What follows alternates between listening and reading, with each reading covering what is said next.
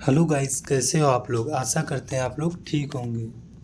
तो आप देख सकते हैं यहाँ पर Bihar SSC office attendant previous year question paper आपको देखने को इसमें मिलेंगे।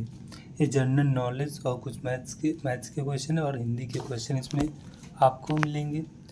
और अगर आप हमारे चैनल पे पहली बार आए हैं तो चैनल को सब्सक्राइब कीजिए और वीडियो को लाइक कीजिए। और देख सकते हैं आप यहाँ पे प्रैक्टिस सेट नंबर 9 है, तो आप हमारे चैनल उम्मीदें को सब्सक्राइब कीजिए।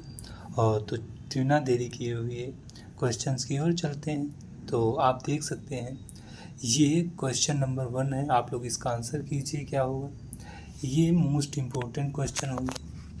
चंपारण कृषि अधिनियम कब पारित किया गया? 1780, 1852, 1918, 1984। तो इसका राइट आंसर है 1918। ऑप्शन नंबर सी इसका बिल्कुल राइट आंसर है। आशा करते हैं आपने सही क्वेश्चन लगाया, आंसर लगाया होगा।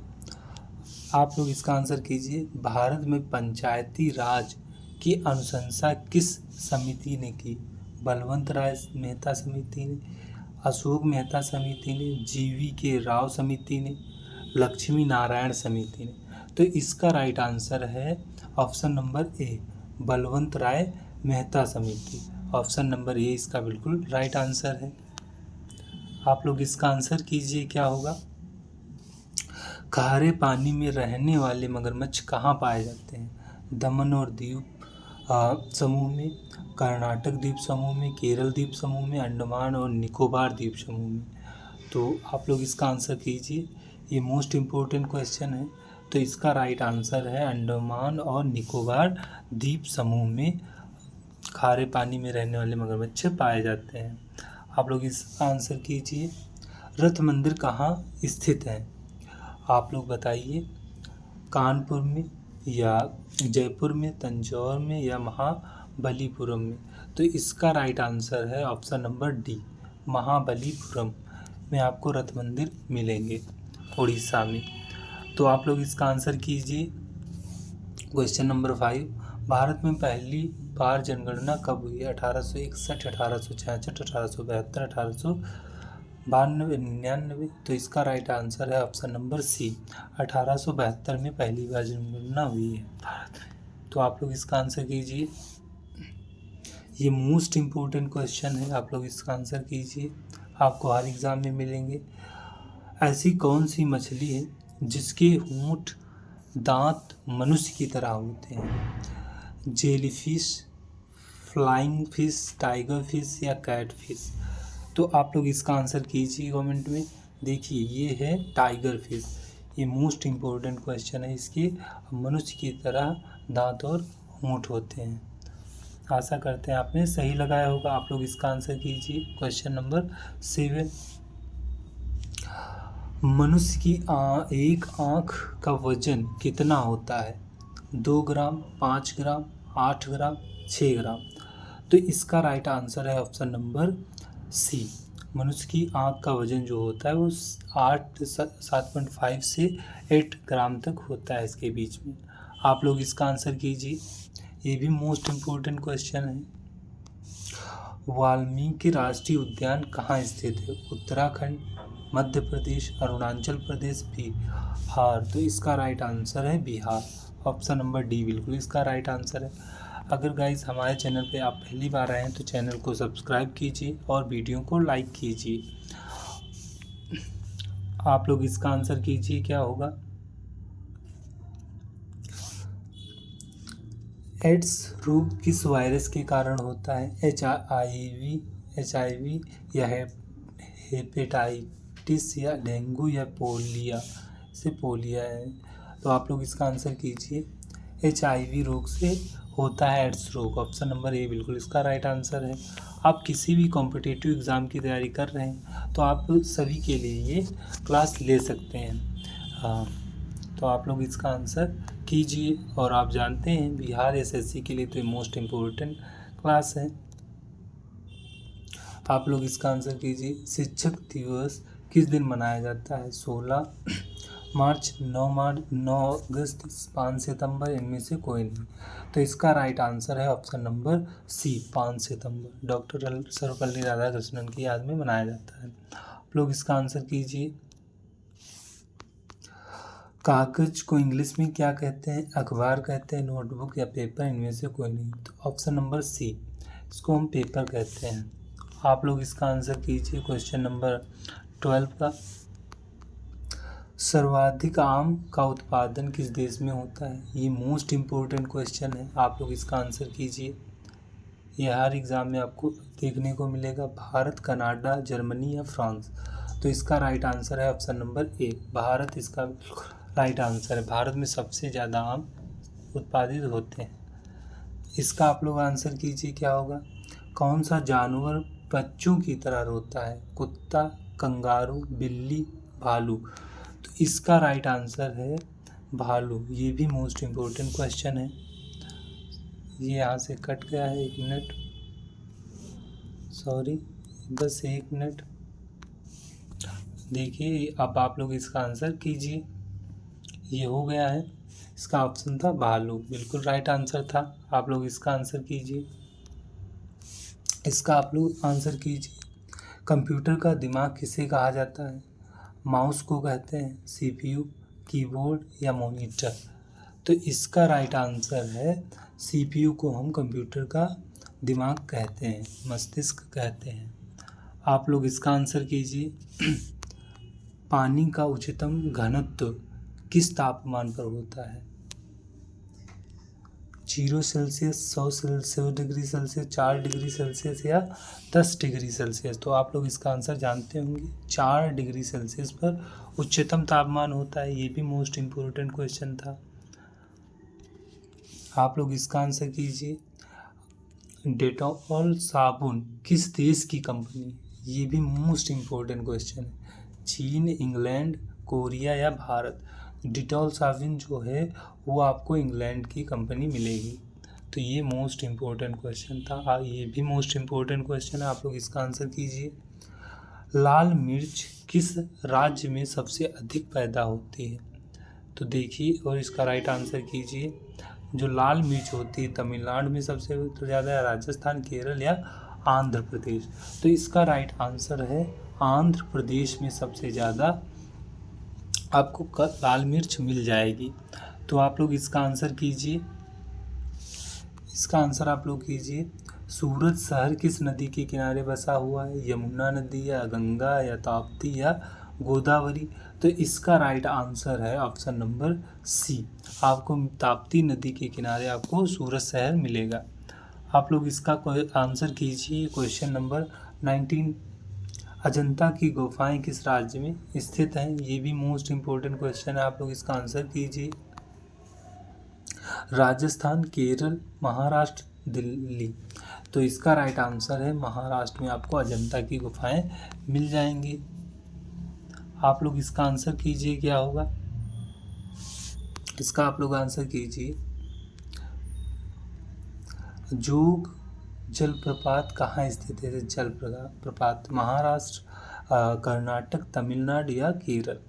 तो इसका राइट आंसर है कर्नाटक। ऑप्शन नंबर बी बिल्कुल इसका राइट आंसर है। जोग जलप्रपात आपको कर्नाटक में मिल जाएगा। तो यहाँ से आप देख सकते हैं, यहाँ से हिंदी के क्वेश्चन चालू हो गए हैं। इसके बाद हम कुछ मैथ्स के क्वेश्चन देखेंगे, फिर क्लास को एंड करेंगे। आप जानते ही हैं बिहार एसएससी में आपको ऑफिस अटेंडेंट में आपको मैथ के क्वेश्चंस मिलेंगे, हिंदी के, और कुछ जीके जीएस के भी क्वेश्चन मिलेंगे। तो इसमें हम सभी क्वेश्चंस देखेंगे। आप लोग इसका आंसर कीजिए। शब्द के लिए इनमें से उपयुक्त पर्यायवाची अकस्मात, अकस्मात का आपको बताना है पर्यायवाची क्या होगा। अनिवार्य, अचानक, अदृश्य या अभंज? तो इसका राइट आंसर है अचानक या अकस्मात, इसे भी कहते हैं। ऑप्शन नंबर बी है इसका पर्यायवाची है। आप लोग इसका आंसर कीजिए। ये भी मोस्ट इम्पोर्टेंट क्वेश्चन है। देखिए, भौरे गाते गुनगुन गाना? तो इसका जो आपको बताना है, भौरे जो इसमें प्रयोग हुआ है ये इसका आपको पर्यायवाची नहीं है। इन सब में कौन सा भंवरे का पर्यायवाची नहीं है आपको बताना है। अली या मधुप या शरीफ या आप देख सकते हैं नीचे या भ्रमर। तो इसका राइट आंसर है, देखिए अली कहते हैं, मधुप भी कहते हैं और भ्रमर भी कहते हैं, लेकिन शरीफ नहीं कहते हैं, सॉरी सफरी नहीं कहते हैं। सफरी ये हम लोग मछली के लिए यूज़ करते हैं। तो आप लोग इसका आंसर कीजिए। ये मोस्ट इम्पोर्टेंट क्वेश्चंस हैं। निम्न में से आपको बताना है पर्यायवाची किसका बताना है, बिजली का पर्यायवाची आपको बताना है। यामा, दामिनी, पद्मा या आप देख सकते हैं या अर्कजा। तो आपको बिजली का पर्यायवाची इसमें दिया गया है। तो आप जानते हैं दामिनी इसका राइट आंसर है ऑप्शन नंबर बी। चपला भी कहते हैं, सौदामिनी भी आप लोग जानते हैं सब। तो आप लोग इसका आंसर कीजिए। मूर्ख के समानार्थी शब्द आपको बताना है। इसमें जो प्रयुक्त हो डॉट डॉट व्यक्ति में समझने की शक्ति नितांत अभाव है। इसमें आपको बताना था, यहाँ पर आप क्या प्रयोग करेंगे। मूर्ख का समानार्थी या पर्यायवाची आप क्या यूज करेंगे, मूढ़ करेंगे या अनजान करेंगे, अनभिज्ञ करेंगे या आप देख सकते हैं अक्षर करेंगे। तो इसका राइट आंसर होगा मूढ़। मूर्ख को हम मूढ़ भी कहते हैं। तो इसका बिल्कुल राइट आंसर है। आप लोग इसका आंसर कीजिए।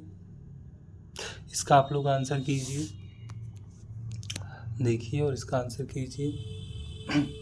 आकाश में बिजली चमक रही है, आपको पर्यायवाची बताना है। रेखांकित किस पे है, बिजली पर। बिजली का आपको इसमें से पर्यायवाची बताना है।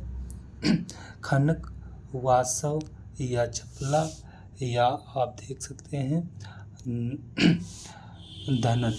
तो इसका राइट आंसर है, आप जानते हैं आपसे पूछ रहा था बिजली का पर्यायवाची, तो इसका बिल्कुल राइट आंसर है चपला। हम बिजली को चपला भी कहते हैं।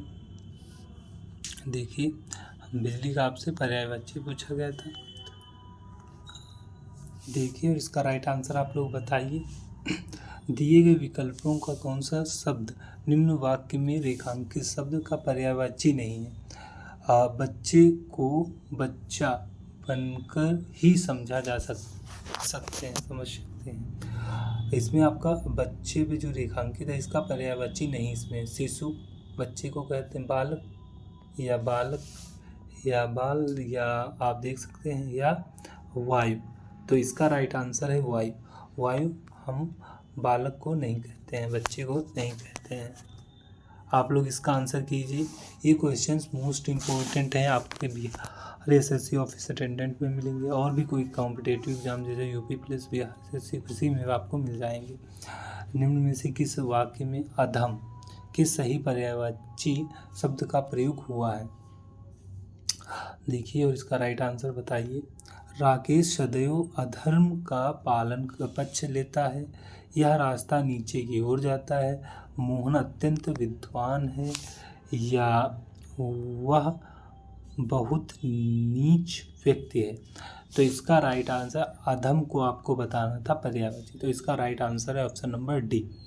ऑप्शन नंबर डी में क्या दिया गया है, नीच। तो इसमें नीच आपको दिया गया था, इसका बिल्कुल राइट आंसर है। अधम को हम नीच भी कहते हैं, बेकार। तो आप लोग इसका आंसर कीजिए। निम्न शब्दों में आश्रम का पर्यायवाची आपको बताना है। थान कहते हैं या अखाड़ा कहते हैं, साकेत कहते हैं, निवास कहते हैं। आश्रम का पर्यायवाची हम लोग साकेत नहीं कहते, ये गलत हो जाएगा। इसका जो राइट आंसर होगा वो अखाड़ा होगा। ऑप्शन नंबर बी बिल्कुल इसका राइट आंसर है। आप लोग इसका आंसर कीजिए, क्या होगा। आप लोग इसका आंसर कीजिए। गर्मियों में गर्म हवा चलती है, उपर्युक्त वाक्य रेखांकित आपको उचित पर्यायवाची बताना है। हवा का पर्यायवाची गजराज या सर या वासर या वाशव या आप देख सकते हैं बयार। तो आप लोग जान गए होंगे, इसे हम लोग बयार भी कहते हैं। इसका राइट आंसर बताइए। ये हिंदी का लास्ट क्वेश्चन है, इसके बाद हम लोग मैथ के क्वेश्चंस करेंगे। इसका आप लोग बताइए आंसर। निम्न विकल्पों में से कौन सा शब्द रेखांकित शब्द का पर्यायवाची ही नहीं है। ठीक, रेखांकित किस पे? लता पे। तो लता का पर्यायवाची नहीं है, आप लोग ऐसे कर सकते हैं। तो देखिए, बल्लरी, बेल, वेल्ली या नीचे तरंग। तो आप जानते हैं इसे हम तरंग नहीं कहते हैं, लता को हम तरंग नहीं कहते हैं, बिकॉज तरंग लहर को कहते हैं। ऑप्शन नंबर डी बिल्कुल इसका राइट आंसर है। तो आप लोग इसका आंसर कीजिए और देख सकते हैं यहाँ से हम लोग मैथ के क्वेश्चंस करेंगे, क्योंकि बिहार जैसे में मैथ के भी क्वेश्चन आते हैं। तो आप लोग इसका आंसर कीजिए, देखिए इसका आंसर कीजिए। 16, 26, 32 का चतुर्थ समानुपात आपको बताना है। देखिए कैसे कीजिएगा आप। देखिए 26 और 32 में आपको 16 का बस भाग लगा देना है। जैसे 26 गुणे 32 और नीचे आपको 16 से बस आपको डिवाइड कर देना होता है 16। ठीक, 16 से काटिएगा 16 एक कम, 16 दूना 32, 26 दूना 52। इसका 52 बिल्कुल राइट आंसर हो जाएगा। ऑप्शन नंबर डी बिल्कुल इसका राइट आंसर होगा। देखिए कैसे हमने किया इसे, तो देख सकते हैं आप। जैसे इधर 16 था, 26 था और इधर था 32। ठीक, ये था। तो आपको प्रोपोर्शनल बनाने के लिए एक्स वैल्यू और मान ली जाती है। ठीक, एक्स जब आप मानेंगे तो यहाँ पे ये समानुपात आपका बन जाएगा, पास वाले और दूर वाले की दूर वाले से। ऐसे ऐसे आप इसकी कर सकते हैं। जैसे देखिए, तो यहाँ पर क्या होगा, 16x बराबर हो जाएगा 26 गुणे में ये क्या आ जाएगा 32। तो x को जब यहाँ से ले जाओगे यहाँ नीचे आ जाएगा 16, x एज इट 16 नीचे। तो आप सीधा आप ऐसे कर सकते हो कि 26 और 52 लास्ट वाली 2 डिजिट पहले का भाग लगा दो, तो ये सिंपल रहता है आपके लिए। और भी इसे आप कर सकते हो, जैसे देखिए 16 का ये 2 गुना है, 16 का ये 16 दूना 32, ये 2 गुना है। तो 26 का भी 2 गुना कर दो, 2 गुना कितना होगा 52 हो जाएगा। आप ऐसे भी कर सकते हो। तो देखिए और इसका राइट आंसर आप लोग कीजिए। आप जैसे करना चाहें वैसे कर लीजिए। आशा करते हैं आप समझ में। देखिए, एक डीलर किसी वस्तु पर 25% की छूट देता है, नगद भुगतान पर वह 15% की एक और अतिरिक्त छूट देता है। एक ग्राहक 255 नगद भुगतान किया। ठीक, वस्तु का अंकित मूल्य याद कीजिए। कैसे करिएगा आप, देखिए अंकित मूल्य आपको निकालना है। तो देखिए एक्स मान लीजिए, आप ये लाइनर मेथड से भी कर सकते हो, उसी से हम करने जा रहे हैं। आप बहुत तरीके से कर सकते हो। देखिए जैसे कह रहा है 25% की पहले छूट दी है। ठीक, एक वस्तु पर 25% की पहले छूट दी। 25 का मतलब 1/, कितना होता है 4। कैसे हमने किया, यानी 25 को जब लिखोगे नीचे 100 लिखोगे, 25 से कट करोगे, 25 से कम 25 चक्कू, ऐसे आप कर सकते हो। 1/4 आएगा। ठीक, आप लोग ऐसे जब करोगे तो इधर देखिए 1/4 आया। तो आप लोग देखिए 1/4 था, तो यहाँ पे छूट दे रहा है तो एक कम कर देंगे। 4 टोटल था, एक कम कर देंगे। तो यहाँ हम 3/4 लिख देंगे। ठीक, ऐसा करेंगे। देखिए यहाँ पर क्या लिखेंगे हम लोग, यहाँ लिखेंगे 3/4। फिर देखिए फिर कह रहा है, फिर उसने 15% की छूट दी। पर 15% की फ्रैक्शन वैल्यू फिर से आप निकालेंगे तो इसका आएगा 3/10, यानी 17, यानी 3 की छूट दे दी 20 में से, तो अब 17 बचा। ठीक, अब बराबर में टोटल उसके पास 255 बच रहा है, तो 255 एज इट इज़ लिख देंगे। ठीक, अब इसे आपको कट करना है, बस आंसर आपके पास आ जाएगा। जैसे देखिए 3 से कट कर लीजिए, 3 से कट करेंगे 3/24, यहाँ पर 1 बचा, 3×5 15, 17 से काटिएगा तो 17×5 85 या 5 बार जाएगा। ठीक, अब इनका सबका मल्टीप्लाई आप कराओगे तो क्या आएगा, आप देखिए इनका जब आप मल्टीप्लाई, देखो 4 दूना 8 पंचे 40, यानी 400 बिल्कुल इसका राइट आंसर होगा। 400 ऑप्शन नंबर ए बिल्कुल इसका राइट आंसर है। आशा करते हैं आप लोग समझ गए होंगे। इसका आंसर आप लोग कीजिए क्या होगा।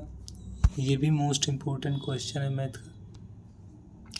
एक कॉलेज की कैंटीन में 96 छात्रों को 5 दिन परोसने के लिए खाद्य सामग्री इकट्ठा की गई, लेकिन नए दाखिले होने से 64 छात्र जुड़ गए।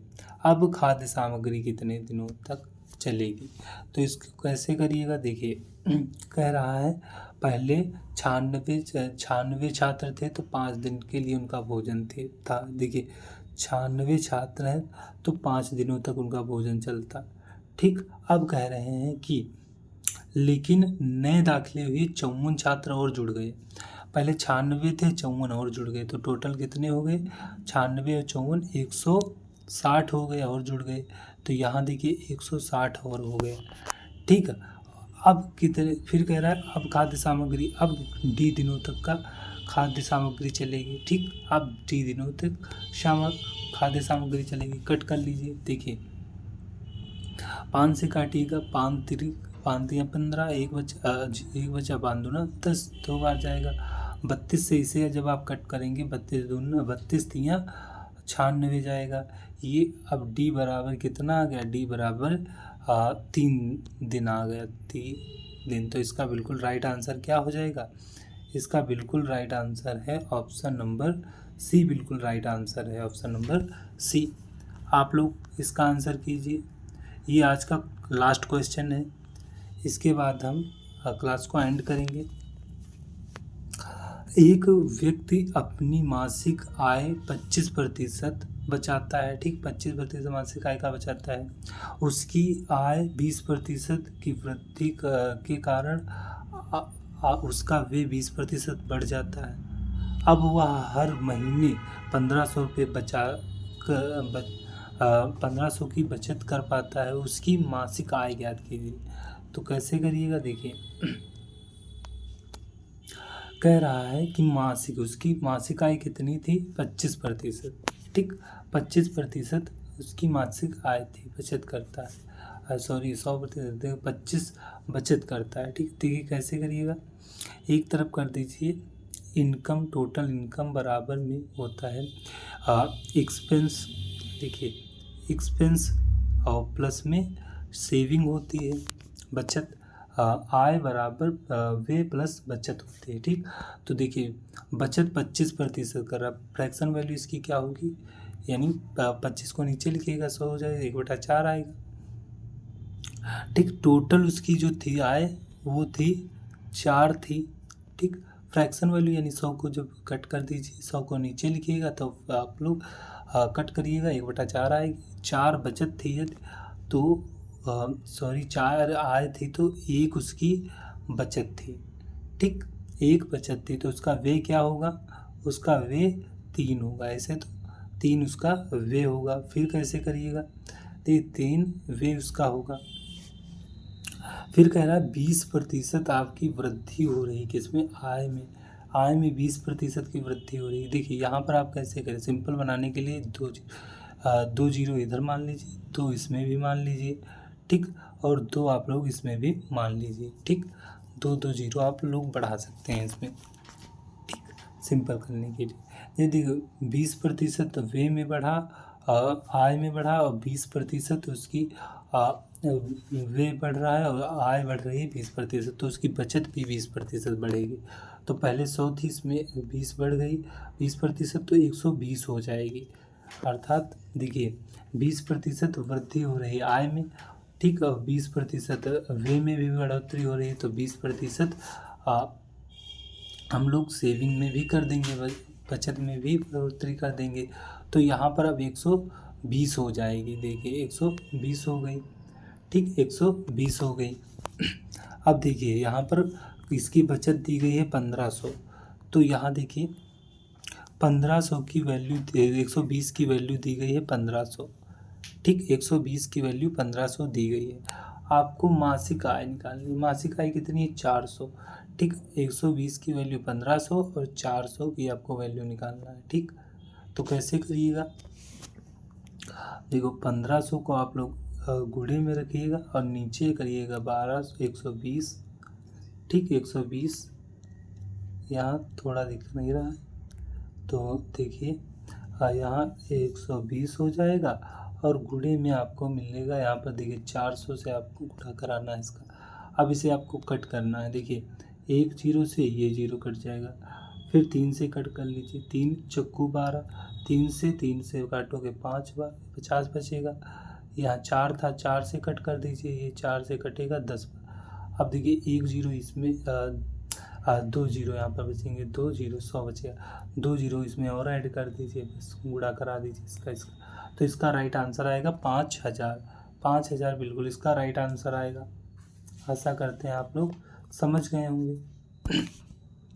तो अगर आप नहीं समझे तो हम फिर से करा दे रहे हैं। देखो कह रहा है, देखो आय उसकी 25% वो बचा रहा है। ठीक, मान लिया हमारे पास टोटल थी 25 की फ्रैक्शन वैल्यू जब आप करेंगे, देखिए नीचे प्रतिशत हटेगा 100 आएगा, 25 से 1 बार, 25 से 4 बार, ठीक है, ऐसे आप करिएगा, 1/4 आएगी। ठीक, तो उसकी बचत 1 है।